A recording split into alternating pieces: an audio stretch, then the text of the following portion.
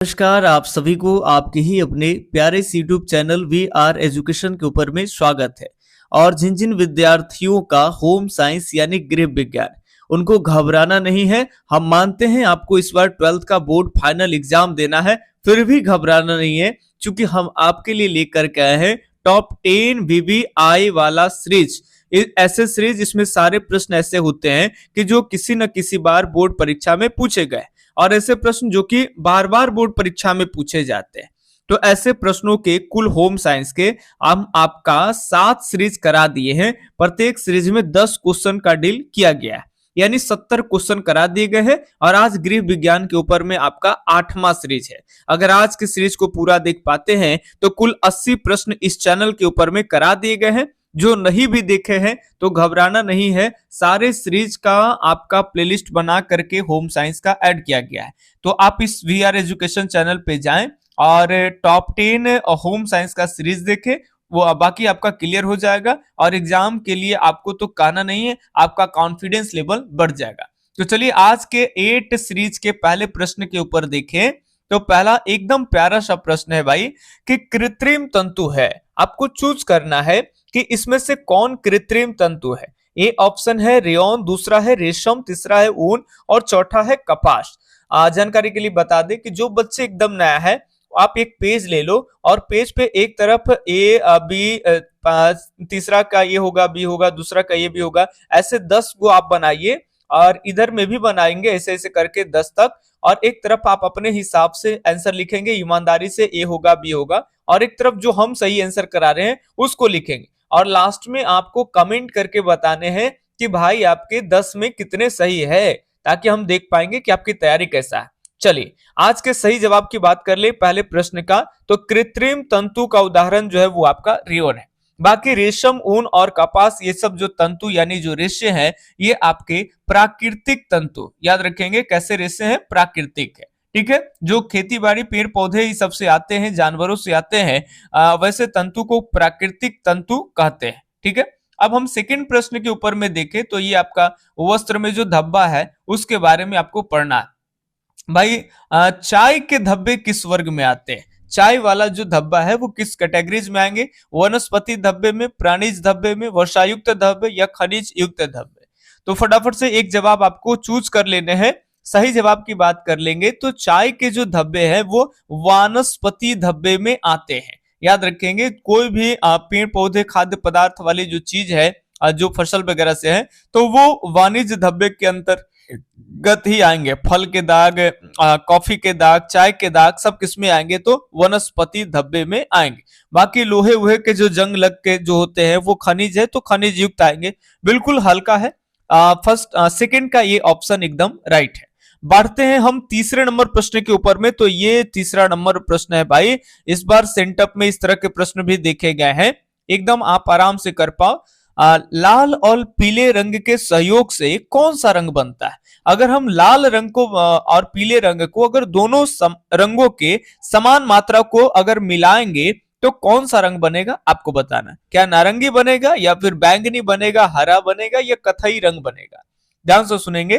तो जब हम लाल और पीले को मिक्स करेंगे तो क्या बनेगा? तो नारंगी बनेगा। ठीक है, और बैंगनी कब बनेगा? जब लाल के साथ, याद रखेंगे, नीला को मिक्स करेंगे। तो खैर नीला के भी बातें छोड़ दीजिए, अभी जो पूछा उसमें याद रखेंगे लाल पीले मिक्स करेंगे, दो रंगों की अगर बराबर बराबर समान मात्रा को मिलाएंगे तो ये बन जाएगा आपका नारंगी। नारंगी द्वितीयक रंग है, जानकारी के लिए आपको याद रखना होगा।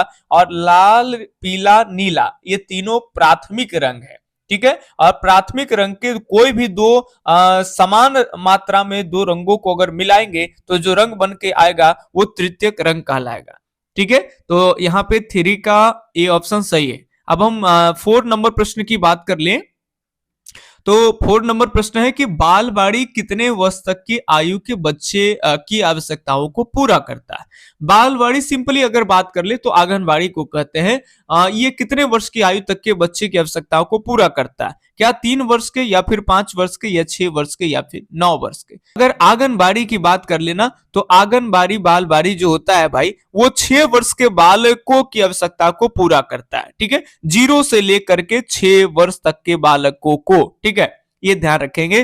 तो 4 के 6 सी ऑप्शन सही है, 6 साल। आगे बढ़ते हैं। अब 5 नंबर प्रश्न के ऊपर में देखें तो 5 नंबर प्रश्न है, टेटनस से बचने के लिए बच्चों को कौन सा टीका लगाए जाते हैं? क्या डीपी टीका लगाए जाते हैं, या फिर एमएमआर का, या फिर पोलियो का, या फिर बीसीजी का? बिल्कुल सही जवाब की बात कर लेंगे तो डीपी टीका लगता है, चाहे वो आपका परट्यूसिस हो या फिर आपका टेटनस हो। इन रोगों से बचने के लिए कौन सा टीका लगते हैं? तो डीपीटी। मालूम है आपको टेटनस कैसे होता है? कोई जंग लगे लोहे होते हैं और उससे कट जाते हैं और उससे जो आपका वायरस है वो ब्लड के अंदर में चला जाता है और टेटनस हो जाता है, टिटेनस, जिसमें व्यक्ति धनुष के आकार की तरह हो जाता है। इसको धनुष रोग भी कहते हैं। तो ये 5 के ए ऑप्शन एकदम यहाँ पे क्या है? सही है। अब बढ़ते हैं हम लोग 6 नंबर प्रश्न के ऊपर में। तो कहते हैं इस्त्री करने से वस्त्र के दूर हो जाते हैं। अगर इस्त्री करेंगे मतलब आयरन जो करते हैं ना कपड़े पे, तो उससे क्या दूर होते हैं कपड़े में? सिलवटे, मित्रता, उपचार, या फिर रोग निरोधी क्षमता। तो कपड़े में याद रखेंगे वो जो कपड़े होते हैं उसमें बीच बीच में दाग वाग टाइप का लग जाता है।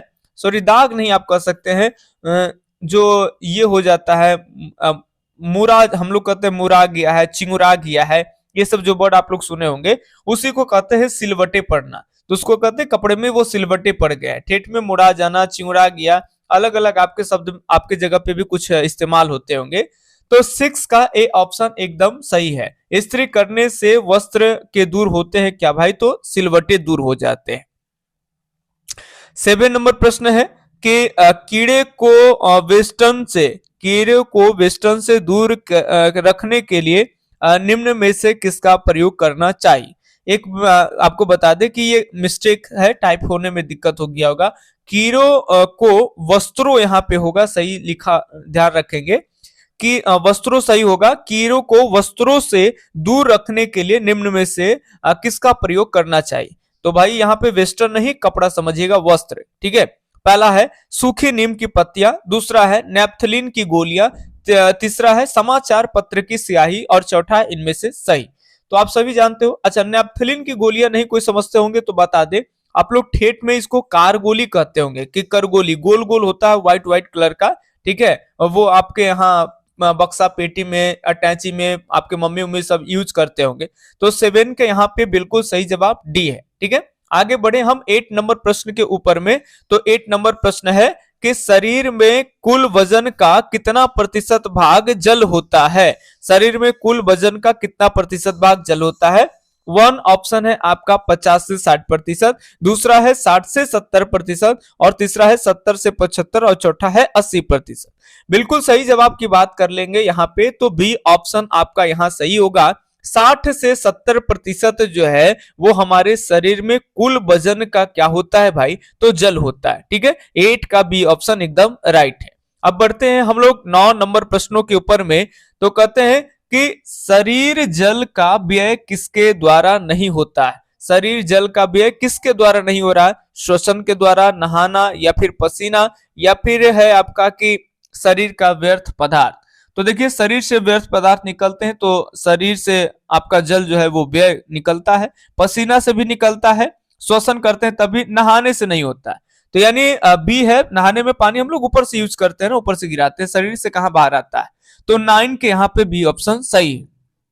अब हम बड़े 10 नंबर प्रश्न के ऊपर में, लास्ट प्रश्न है आज के सीरीज का। उम्मीद करेंगे कि सारे बच्चे सही जवाब दे करके ही जाएं।